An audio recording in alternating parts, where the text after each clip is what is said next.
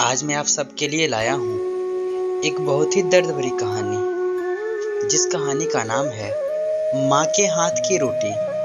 तो चलिए शुरू करते हैं इस कहानी को। रात के अंधेरे में मोहन दौड़ता हुआ स्टेशन पहुंचा तो सामने प्लेटफॉर्म पर ट्रेन रेंगने लगी थी। सामने जो डिब्बा मिला उसमें वह भागकर चढ़ गया। वह ट्रेन के डिब्बे में एक कोने में जाकर बैठ गया। उसकी आंखों में आंसू तैर रहे थे। मोहन 12-13 वर्षीय बालक था और सुल्तानपुर के एक छोटे से कस्बे में अपने माता पिता और 3 छोटे भाई बहनों के साथ रहता था। उसका पिता हरिलाल शहर में फल का ठेला लगाता था। घर में हमेशा पैसों की तंगी रहती थी। हरिलाल को शराब की लत थी। वह रोज रात में नशे में धुत होकर घर लौटता था। जब उसकी पत्नी सरला उसे शराब पीने को मना करती थी और घर खर्च के लिए पैसे मांगती थी तो हरिलाल गाली गलौज और मारपीट पर उतर आता था। मोहन अब बड़ा हो गया था। जब भी उसके माता पिता के बीच झगड़ा होता तो वह अपने छोटे भाई बहनों को लेकर भीतर की कोठरी में चला जाता। उसके छोटे भाई बहन अपने पिता का रौद्र रूप देखकर सहम जाते। मोहन को इसके पिता का माँ के ऊपर हाथ उठाना बिल्कुल भी पसंद नहीं था। वह अक्सर अपनी माँ सरला को कहता कि वह क्यों रोज रोज उसके पिता से मार खाती है। वह अपने पति हरिलाल को छोड़कर अलग क्यों नहीं रहती, पर सरला मुस्कुराकर चुप रह जाती। आज रात तो जैसे कयामत ही आ गई थी। जब हरिलाल ठेला लेकर नशे में धुत लौटा तो सरला ने उससे कहा, थोड़े पैसे दे दो, आटा खत्म हो गया है, बाजार से ले आऊं तो रोटी बनाऊं, बच्चे भूखे हैं। पैसे मांगते ही हीरालाल भड़क गया और गुस्से में चिल्लाया, एक दिन नहीं खाएंगे तो तेरे बच्चे मर जाएंगे। मेरे पास तुझे देने के लिए पैसा नहीं है। सरला तो माँ थी, वह यह कैसे बर्दाश्त करती कि उसके बच्चे भूखे सोए। वह आगे बढ़ी और हरिलाल के कुर्ते की जेब से पैसे निकालने लगी। यह देखते ही हरिलाल के सिर पर तो खून सवार हो गया। उसने सरला को धक्का देकर जमीन पर गिरा दिया और अपने हाथों पैरों से उसे बुरी तरह मारने लगा। मोहन से अब ना देखा गया।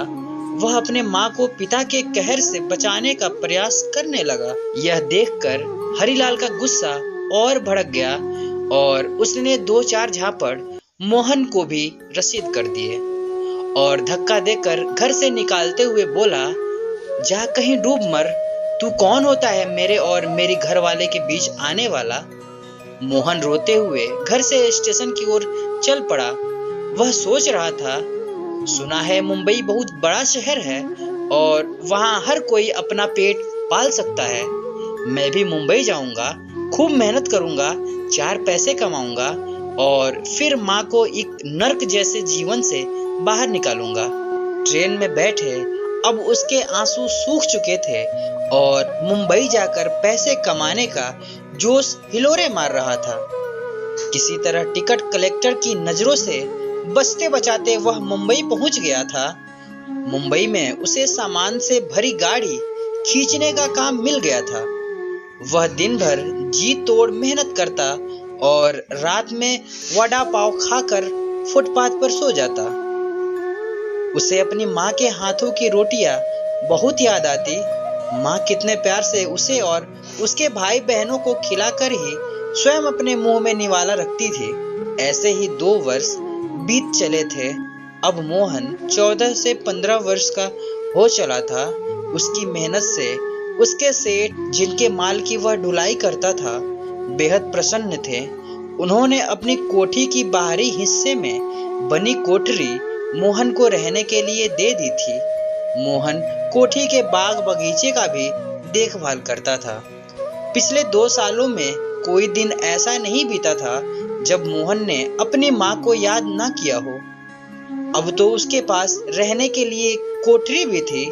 वह जल्द से जल्द सुल्तानपुर जाकर अपनी माँ और भाई बहनों को मुंबई लाना चाहता था।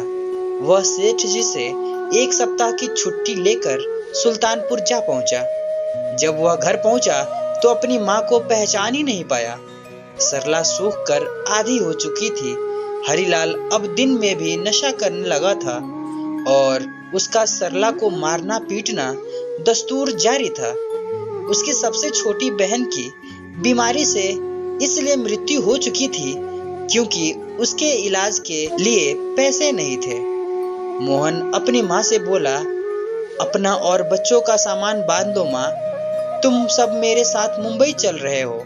सरला दुखी स्वर में बोली, यहाँ पर तेरे बाबूजी को छोड़कर हम मुंबई कैसे चले? मोहन दृढ़ता से बोला, बाबूजी ने सिवाय तुम्हें मारने के किया ही क्या है? अब तुम्हारा बेटा कमाने लगा है माँ, और मैं तुम्हें और बच्चों को यहाँ मरने के लिए नहीं छोड़ सकता।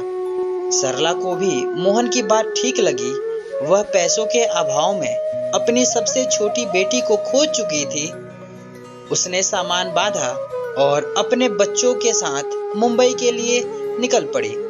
हालांकि हरिलाल ने उसे रोकने का भरसक प्रयत्न किया, लेकिन सरला ने अपना निर्णय नहीं बदला। मोहन अपनी माँ के साथ आने से बहुत प्रसन्न था। अब उसे माँ के हाथ की रोटियां मिलेंगी और अब वह माँ को वे सारे सुख देने का प्रयास करेगा जिससे वह अब तक वंचित थी। सरला के जीवन में भी सुख का सूरज चमकने लगा था। धन्यवाद दोस्तों।